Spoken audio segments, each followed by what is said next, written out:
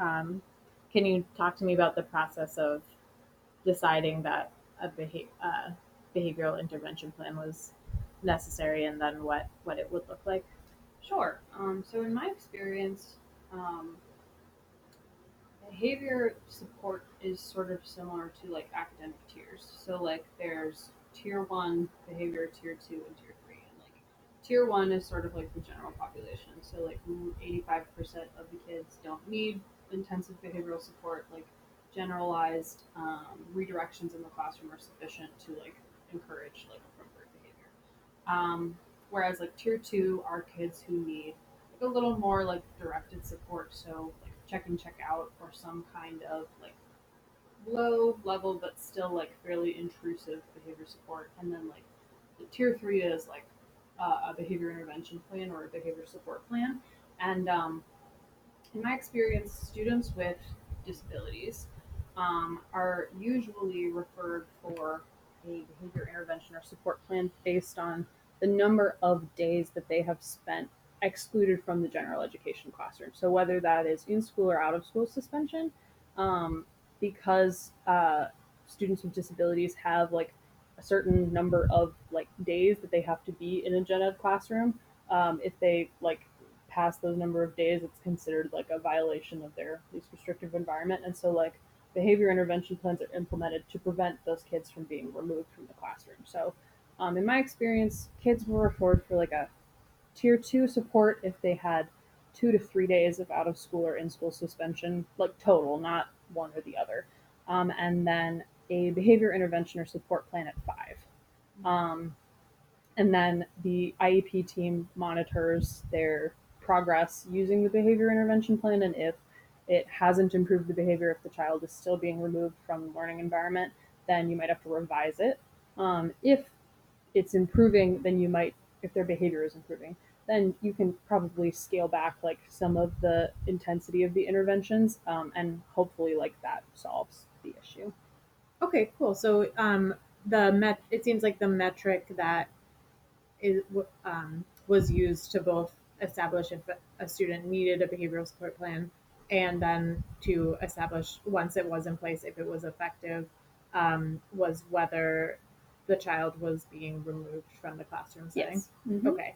Yeah. So what's maybe an example of uh, a behavioral intervention that you saw that was successful, and what was the behavior that led to the um, behavioral intervention need to be put in place? So I guess like, well, one thing that I did mean to say is that the only students that have a behavior intervention plan, regardless of their number of in or out of school suspensions, are students with emotional or behavioral disabilities. The law requires that those students have a bit, whether they have like a more like aggressive uh, representation of that disability, or even if it's like internalized, those students have to have an emotional or behavioral behavior support plan. So regardless of if they had been removed from the Yep. classroom. Okay. Mm-hmm. Those kids are required by law to have one, even if their behavior isn't problematic in the classroom. But as far as like behaviors that sort of warrant a removal from the classroom, it sort of depends on the school and like the, uh, I guess like types of behaviors a school is willing to accept, because like some schools have a more like tolerant policy towards student behavior than others. But generally things like fighting, using verbal aggression towards teachers or physical aggression towards teachers. Some students will walk out of the classroom when they are feeling frustrated, and oftentimes those behaviors warrant a behavior intervention plan, because they disrupt the learning of other students in the learning environment, or they make like the classroom an unsafe space for either the other students or the teacher. But the types of like interventions can vary. I know that a common one for students who become physically or verbally aggressive is like anger management strategies.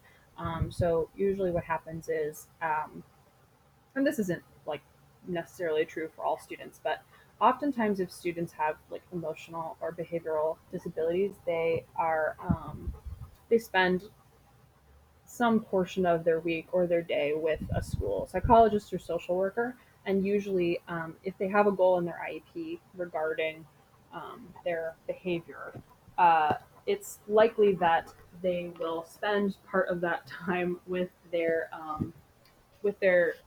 support person, whether it's a social worker or a psychologist. It's likely that they'll spend time working on anger management or something related to the goals in their behavior plan as well as the goals in their IEP. So anger management strategies can look really different depending on like what kind of like projection the student has for anger. A common one I've seen is the student asks to like leave the classroom, and usually it really depends on the goal, but like the student will have um, like a chart or like a checklist or something that their teacher fills out like every day, and the kid like turns it into their like point person for their behavior support. And it will say like, when I was frustrated, I stepped out into the hallway. I asked to leave. I didn't just walk out. I asked to leave. I took 10 deep breaths, or like did like some kind of self-talk mechanism to like calm myself down before re-entering the classroom. And it really just depends on like the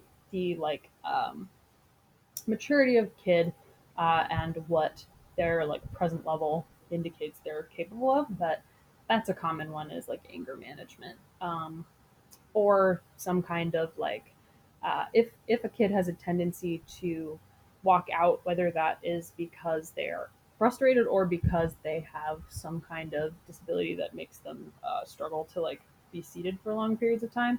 A common intervention for that might be like giving them a classroom job or like some type of reason to get out of their seat more frequently than like they might otherwise have. Great, great. So yeah, it sounds like you really pay attention to like what need the student is fulfilling Yeah. with a specific behavior, even if the behavior might be the same as another student's behavior, it might not be from the same Yeah. reason. And so with high school too, um, since students are have like multiple different teachers, like how do you get everyone on board with like all the students instructors on board with a behavioral intervention plan? So when I was teaching, I had the luxury of being at kind of a small school, so it wasn't difficult to sort of like assemble a student's teachers. But usually, what we would do is we had like RTI meetings every Friday, I think, from like I don't know 2:30 to 3. And then what we would do is if we had a student who needed, we would call it like a behavior intervention rollout meeting. Okay. And we would just send like Google invites to all of the students' teachers, and then we would meet in the conference room and have the parent come and the student and the like disciplinary team at the school. So we had like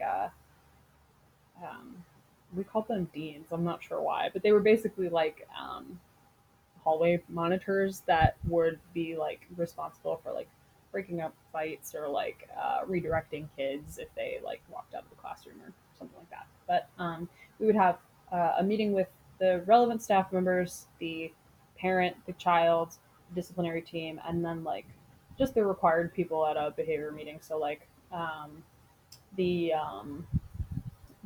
like head of school or the school social worker, or what have you. And then usually we would bring like an agenda for the meeting and just like go over the points and explain to the student how the intervention is going to work, what kinds of rewards they're going to receive, and like ideally like none of it should be surprising to the child or the parent because they're so involved in the functional behavior assessment process, or should be. Um, but but basically it's just like a meeting to get approval from the family that like this is what we want for our child, and also like so that the teachers know whether or not uh, this student's like plan can be followed with fidelity in their classroom. Great, great. Would you ever have disagreements with in terms of instructors in sort of deciding like identifying what the root cause of problem behavior was, or maybe students where a behavior wouldn't necessarily be generalized in like different spaces, and so Yeah, absolutely. I found that The most difficult thing about implementing behavior plans wasn't necessarily like identifying the function of the student's behavior and then like creating a plan that sort of fulfilled the same function as the behavior initially.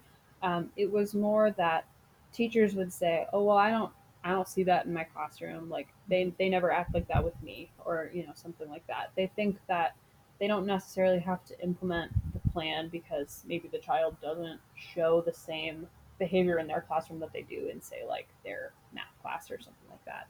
And that's difficult because like in as in all school disciplinary measures, like consistency is really key, and like behavior plans don't take if they're not implemented regularly. Mm-hmm. And also like it's if you can't reward the child, then they're never going to improve their behavior because like that's the whole point of the plan is that they receive some kind of um, fulfillment from following the strategies in the plan. Right. And so like that was usually the biggest issue that I found. It was like consistency all across the board, and like sometimes if a student has um, is like a quote unquote like high flyer and has like a lot of behavior issues, um, it can be really difficult to get teachers to like interact with that student in like a really positive way because chances are it's not the beginning of the school year, it's like probably like a little ways in, they have this established relationship, and like sometimes it can be really hard to deal with really challenging behavior, especially if you feel like it's not working, and like sometimes they don't work right away, like sometimes they don't fix the quote unquote problem, they just sort of, and sometimes especially like if a kid has a, I used to have this student who was really loud and like had very like attention seeking behavior, and I didn't write this intervention plan, but she had an intervention plan that basically like teachers had to teach the other students to ignore this Mm-hmm. student's like loud behavior, and like that can be really difficult because kids are kids, and sometimes they, especially teenagers, like they are not gonna like miss out on an opportunity to like rib one another or like make fun of one another, Right. and Right. if someone is giving out off like a deliberately like attention seeking vibe, it can be really hard to ignore, and it's also hard for teachers to ignore because like I said before, tolerance levels are different for everybody, and that's like an issue is sometimes like teachers are like, well, I don't know if this will work for me necessarily, but like I'm going to agree to it. But then when they try to do it, it doesn't work, and then they give up. So Right. And then that makes it difficult to assess whether an intervention is effective or not yeah, because you don't know if the implementation is not consistent. Then it right. could be that it could be effective,